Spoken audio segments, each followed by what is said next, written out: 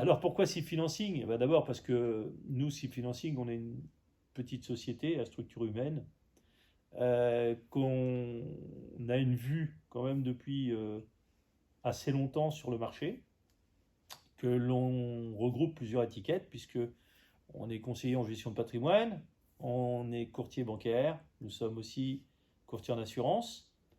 On peut donc faire une étude complète et appropriée de ce que l'on nous demande. On est très réactif, on se déplace, nous sommes très mobiles, puisque nous donnons l'occasion à nos clients soit de nous recevoir à leur domicile, soit de se déplacer sur nos bureaux.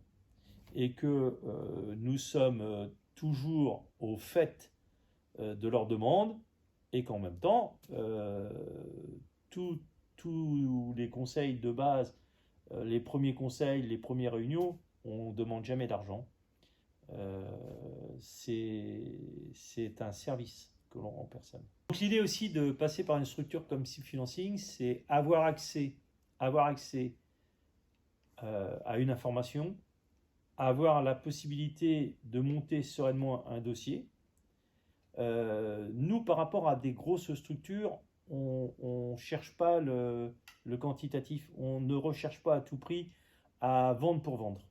C'est pas notre cœur de métier. Nous, notre cœur de métier, on va peut-être le définir comme ça, nous sommes des petits artisans dans ce monde.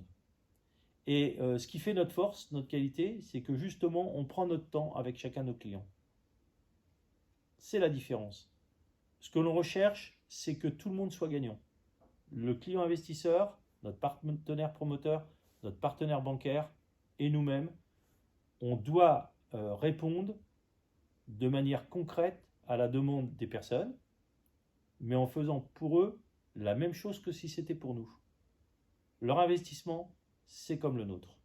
Alors, je vais le conclure comme ça. C'est des fois difficile de dire à quelqu'un qui est en pleine attente d'un projet que, au vu des éléments que l'on vient de voir ou sur lesquels on discute, bien, ils n'ont pas la capacité, au moment où on se parle, de réaliser leur projet.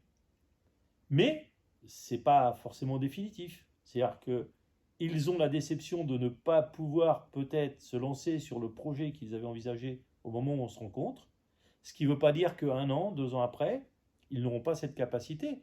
Et on revoit, nous, régulièrement, des personnes à qui on a dit non il y a 2 ans, 3 ans, 4 ans, mais on leur a expliqué pourquoi non, venir nous revoir pour nous demander si maintenant ils avaient la capacité, et au vu des nouveaux éléments, oui, effectivement, on arrive à réaliser le projet 4 ans après. Mais il a fallu leur dire non 4 ans avant. Et engager quelqu'un parce que la banque va dire oui, mais où on sait que ce n'est pas leur rendre service que de les engager sur un produit, même sur lequel ils peuvent avoir un accord, parce que ça ne correspond pas ou ça les met en difficulté, c'est notre force. Notre force, c'est de savoir dire non.